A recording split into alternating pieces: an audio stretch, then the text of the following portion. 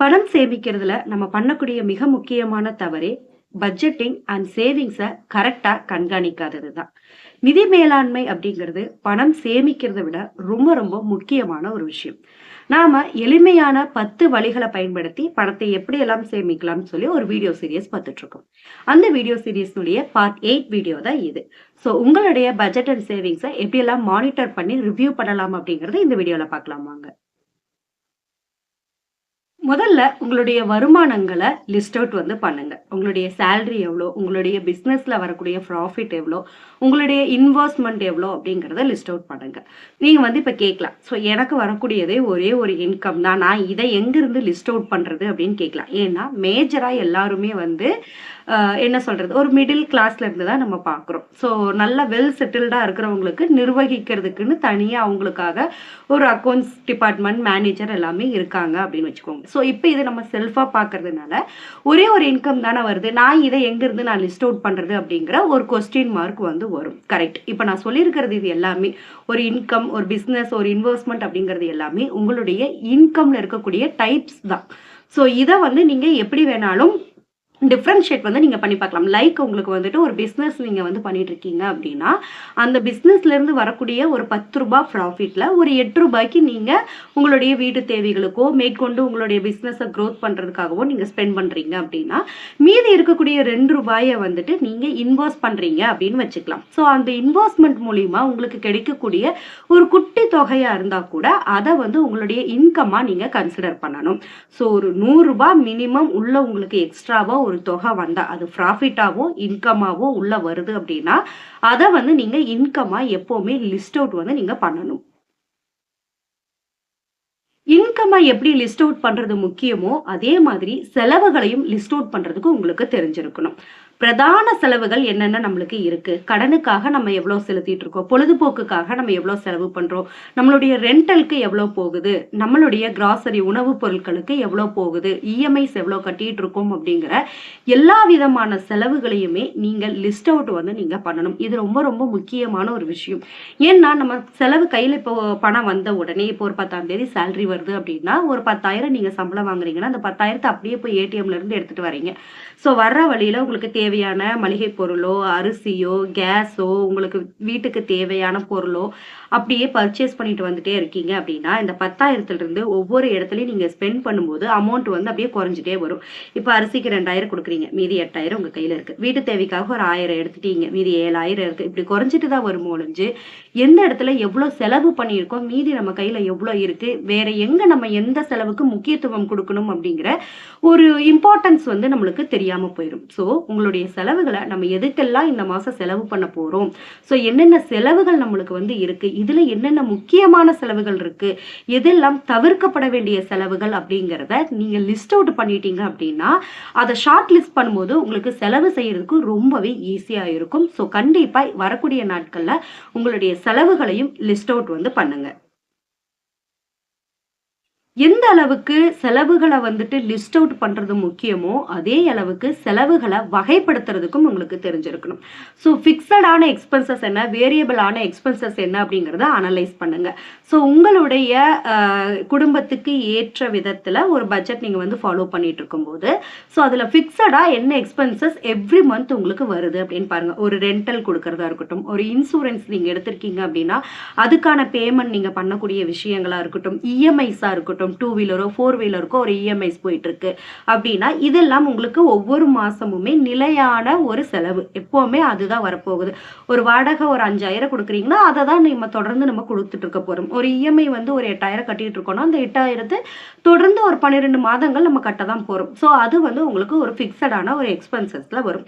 வேரியபிளான expenses அப்படின்னு சொல்லும்போது உங்களுடைய கிராசரி ஐட்டம்ஸா இருக்கட்டும், உங்களுடைய என்டர்டைன்மெண்ட்டுக்காக நீங்க செலவு பண்றது, இது எல்லாமே வாரம் அப்படிங்கிறது மாசத்துக்கு மாசம் வேறுபட்டுக்கிட்டே இருக்கும். ஸோ இந்த மாசம் நீங்க ஒரு கிராசரி 4,000க்கு வாங்குறீங்க அப்படின்னா அடுத்த மாசம் அது 6,000 ஆகலாம், 2,000 ஆகலாம். ஸோ உங்களுடைய குடும்பத்துல நீங்க என்ன எக்ஸ்பென்சஸ் பண்றீங்க அப்படிங்கறத பொறுத்து ஸோ இந்த செலவுகள் அப்படிங்கிறது மாறக்கூடியது, ஏறவும் இறங்கவும் செய்யலாம். ஸோ என்டர்டைன்மெண்ட் அப்படிங்கிறதுமே அதே ரிலேட்டடெல்லாம் வரும். நீங்க இன்னைக்கு ஒரு தேட்டருக்கு நீங்க போறீங்க, ஸோ நெக்ஸ்ட் மந்த் உங்களுக்கு அதுல இன்ட்ரெஸ்ட் இல்லை, ஸோ பக்கத்துல இருக்கிற நியர்பைல இருக்கக்கூடிய பார்க்ஸ் நீங்க யூஸ் பண்றீங்க அப்படின்னா ஸோ ஒரு கம்மியான எக்ஸ்பென்சஸ்ல உங்களுக்கு முடிஞ்சிடும். இதே இடத்துல ஒரு மால்க்கு நீங்க நெக்ஸ்ட் டைம் போகும்போது எக்ஸ்பென்சஸ் அதிகமும் ஆக செய்யும். ஸோ இந்த மாதிரி உங்களுடைய லைஃப்ல இந்த மாசத்துக்கு என்ன மாதிரியான ஃபிக்ஸட் எக்ஸ்பென்சஸ் வருது, ஸோ வேரியபிளான எக்ஸ்பென்சஸ் என்ன வருது அப்படிங்கிறத டிஃப்ரென்ஷியேட் பண்றதுக்கு உங்களுக்கு தெரிஞ்சிருக்கணும்.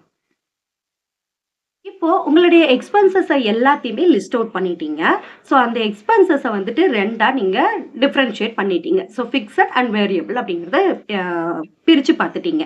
ஓகே. நெக்ஸ்ட் என்ன பண்ணணும் அப்படின்னா, உங்களுடைய எல்லா விதமான செலவுகளையுமே நீங்க பதிவு செய்யறதுக்கு ஆரம்பிக்கணும். ரெக்கார்ட் அப்படிங்கிறது ரொம்ப ரொம்ப முக்கியமான ஒரு விஷயம்.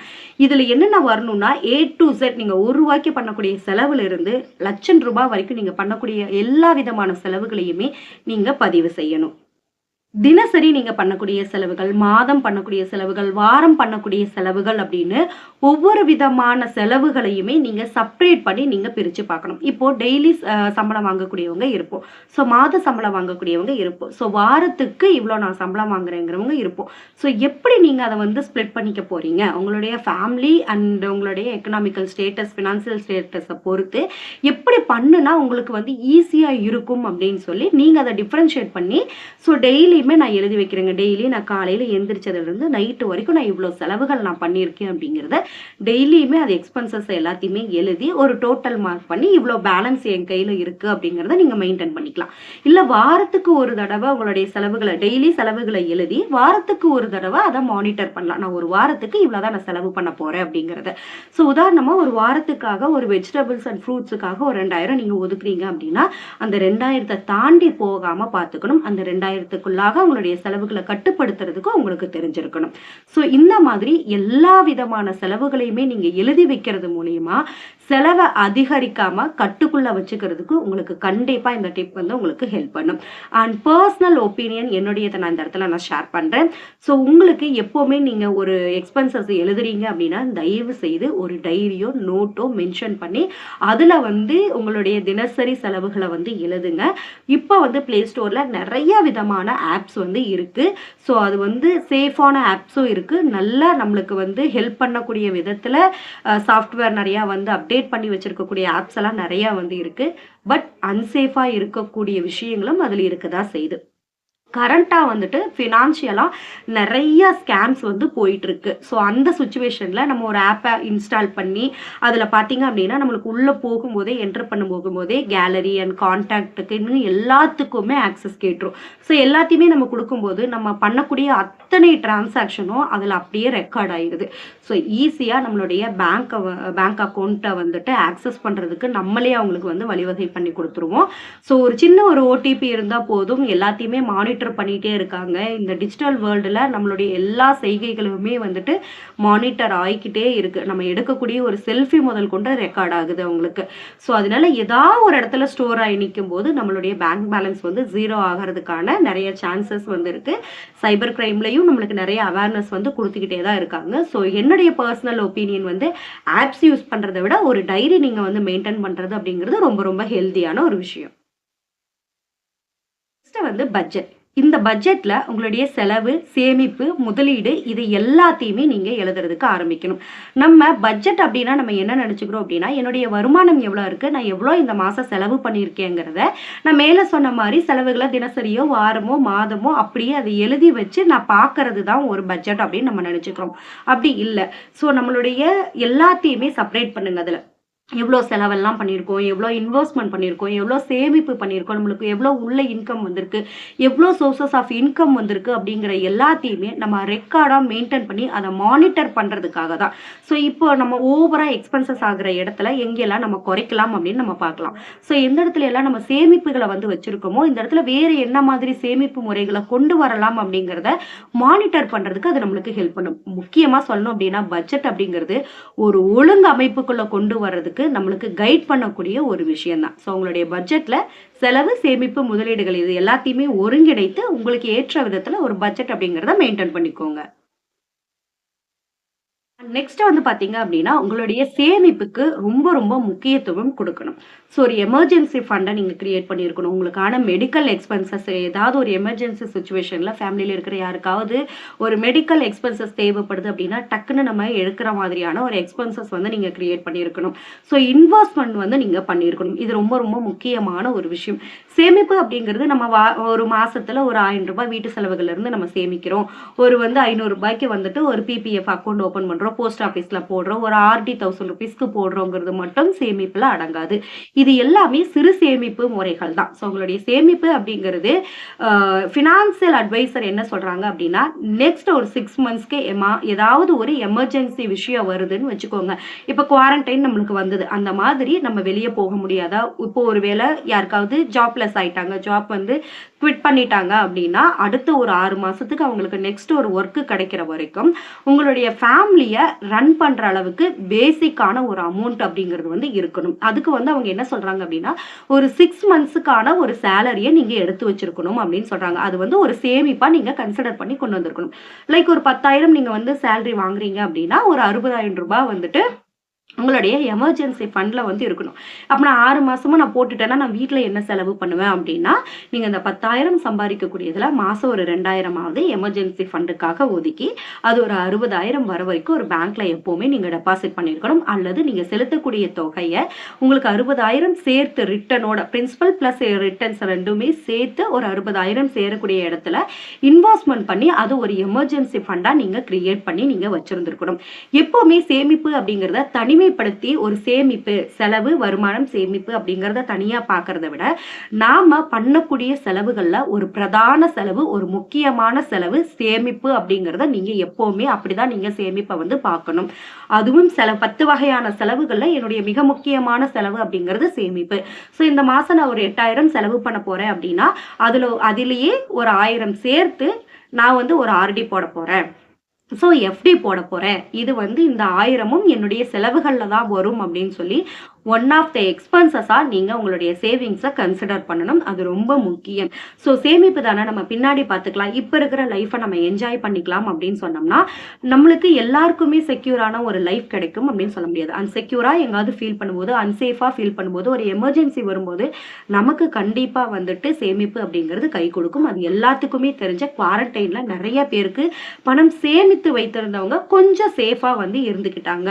ஸோ இதுக்காக தான் சேமிப்பினுடைய முக்கியத்துவம் அப்படிங்கிறது நம்மளுடைய குழந்தைகள் நம்ம பட்ட கஷ்டங்கள் படக்கூடாது அப்படிங்கிறதுக்காக.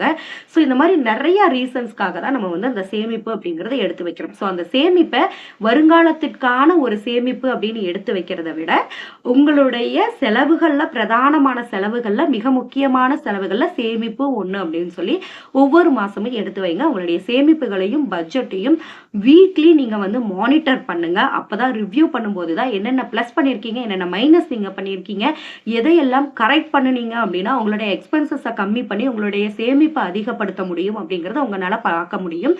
அதே மாதிரி ஒவ்வொரு தடவையும் உங்களுடைய பட்ஜெட் அப்படிங்கிறத வந்து அப்டேட் பண்றதுக்கு உங்களால முடியும். ஸோ ஒரு இன்கம் சோர்ஸஸ வச்சு நீங்க வந்து ஒரு பட்ஜெட் மெயின்டெயின் பண்ணியிருப்பீங்க. மேபி ஒரு 1 ஆர் 3 மந்த்ஸ் இல்ல 6 மந்த்ஸ்க்கு நீங்க இந்த பட்ஜெட் ஃபாலோ பண்ணும்போது அது சக்சஸ் ஆகல அப்படின்னா, உடனே அத வந்து நிறுத்திட்டு வேற ஒரு பட்ஜெட்டிங் மெத்தடுக்கு மாறுங்க. உங்களுக்கு எது செட் ஆகும்னு பாருங்க. எல்லாத்தையுமே அனலைஸ் பண்ணி பார்த்தா மட்டும் தான் நம்மளுக்கு எது பர்சனலி வந்து செட் ஆகும் அப்படிங்கிறது தெரியும். பெரிய பெரிய எக்ஸ்பர்ட்டான ஒரு ஃபினான்சியல் அட்வைசர் சொல்லக்கூடிய விஷயங்கள கூட உங்களுக்கு அது ஒத்து வருமா? நம்மளுக்கு அது சரியா வருமா? அப்படிங்கிறத பார்த்துட்டு அனலைஸ் பண்ணி நீங்க ஓனா ஒரு ரிவ்யூ பண்ணி ஒரு டிசிஷன் வந்து நீங்க எடுங்க. ஸோ இன்னொருத்தர் சொல்றாங்க அப்படிங்கிறதுக்காக நம்ம பண்றதை விட நம்ம வந்து அதை மானிட்டர் பண்ணும்போது நம்ம எந்த இடத்துல எல்லாம் தப்பு பண்றோம் அப்படிங்கிறத நம்மளுடைய லைஃப்ல அப்ளை பண்ணி பார்க்கும்போது தான் அது தெரியும். ஸோ உங்களுக்கான ஒரு பட்ஜெட்டை கரெக்டாக ப்ரிப்பேர் பண்ணி அந்த சேவிங்ஸ் அண்ட் பட்ஜெட்டிங்கை every week or every month நீங்க மானிட்டர் பண்ணி உங்களுடைய அப்டேட் பண்ணிக்கிட்டே இருங்க. கண்டிப்பா growth அப்படிங்கிறது உங்களுக்கு கிடைக்கும். இந்த வீடியோ உங்களுக்கு யூஸ்ஃபுல்லா இருந்துச்சு அப்படின்னு சொன்னா மறக்காம லைக் பண்ணிக்கோங்க. அண்ட் பார்ட் 1ல இருந்து பார்ட் 7 வரைக்கும் பார்க்காதவங்களுக்கு அந்த வீடியோவுடைய லிங்க் வந்து டிஸ்கிரிப்ஷன்ல கொடுக்குறேன். பின்டு கமெண்ட்லயே கொடுக்குறேன். கண்டிப்பா உங்களுடைய ஃப்ரீ ஹவர்ஸ்ல வாட்ச் பண்ணி பாருங்க. இந்த மாதிரியான பணம் சேமிப்பு குறித்ததான தகவல்களுக்கு நம்மளுடைய சேனலை சப்ஸ்கிரைப் பண்ணிக்கோங்க.